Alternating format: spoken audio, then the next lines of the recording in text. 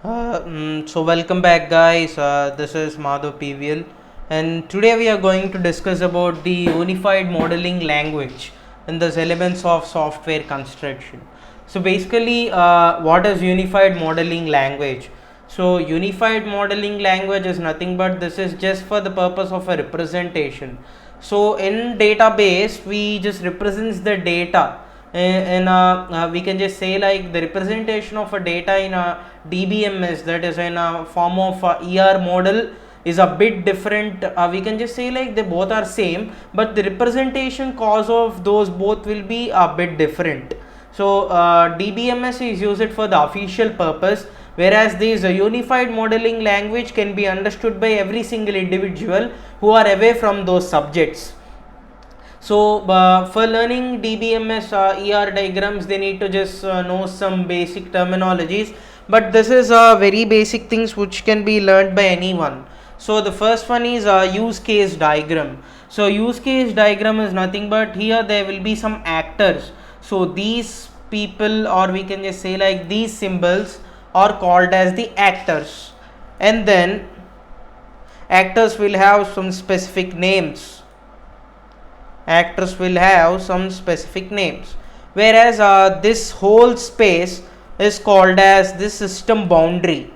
So this whole space is called as a system boundary. So with the help of these all things, we are going to discuss this topic now. So now the student is an actor. So this situation, representing a situation can be done with the help of this UML. So use case diagram. So in this use case diagram, student had just went to the college to just get his certificates.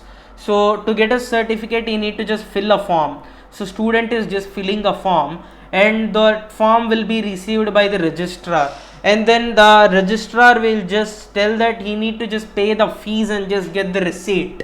And then to get the receipt, the student will just get to the management, and then from the management he will just pay the fees, and then he will just get a receipt like no fee due. Then he will just take back the receipt and give it to registrar, and then registrar we will just give the certificate which is required for the student.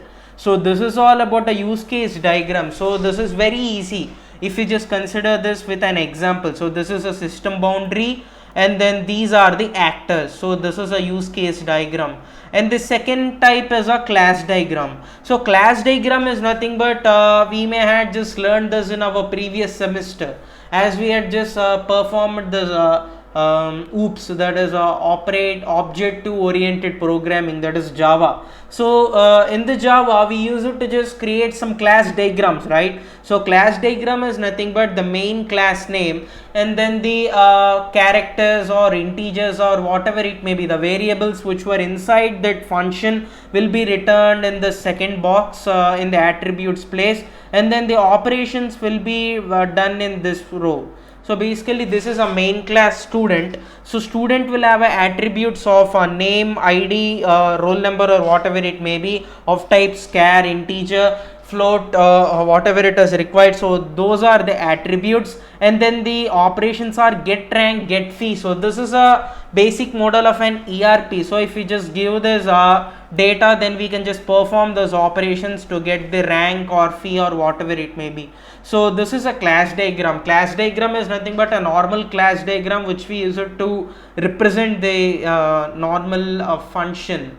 So a bit of code we can just represent in with the help of this class diagram. And then the sequence diagram. So sequence diagram can be understood if I just open my paint. So in the paint we can just say like the student S1. So student S1 is calling for a student S2. So S1 calling S2. So S2 receives the call, and then S2 will be talking to the S1. S2 will be talking to the S1, and then S1 will just ask for a doubt, and then S2 will just clarify the doubt. So I am just reducing the space. We need to just draw like this. So S2 will just bring back the doubt to this S1.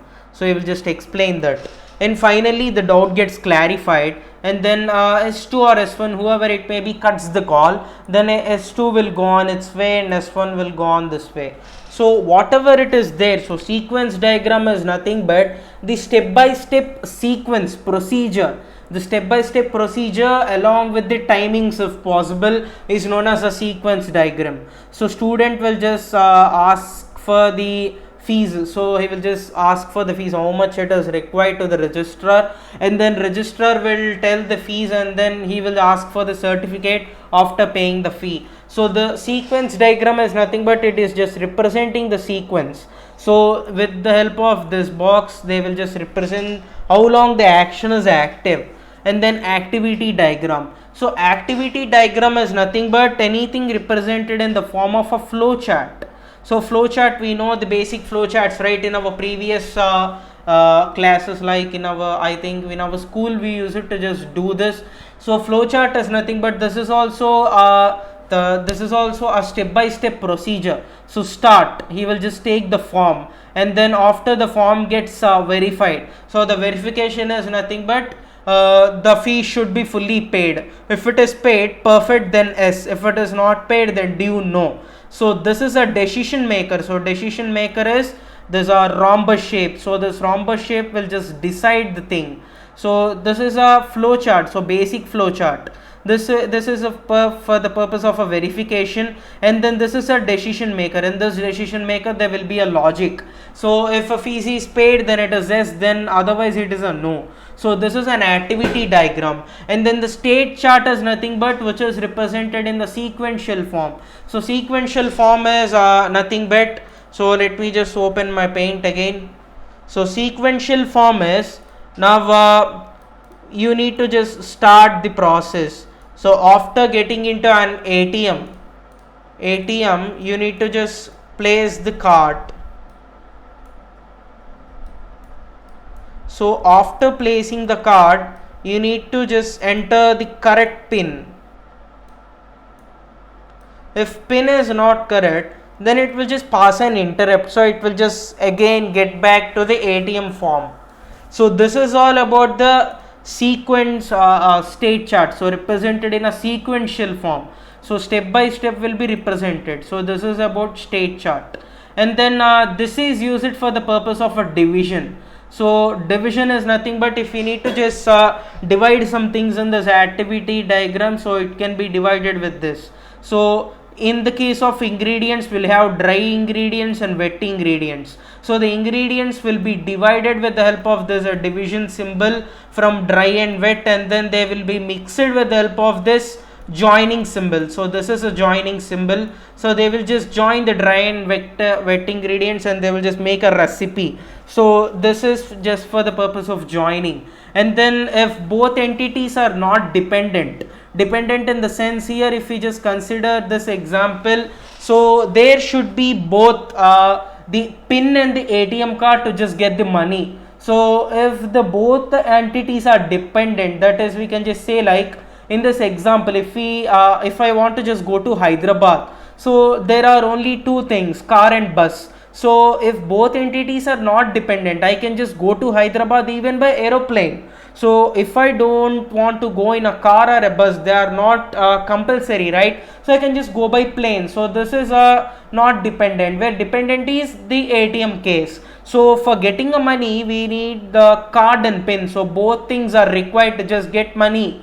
Otherwise we can't draw money with without the help of a card and pin. So this is the symbol for the dependent entities. If both entities are dependent, then that is represented with this symbol. If they are not dependent, then that is represented with this symbol. So these both symbols are used for that purpose. And then this is used for the simple association between classes.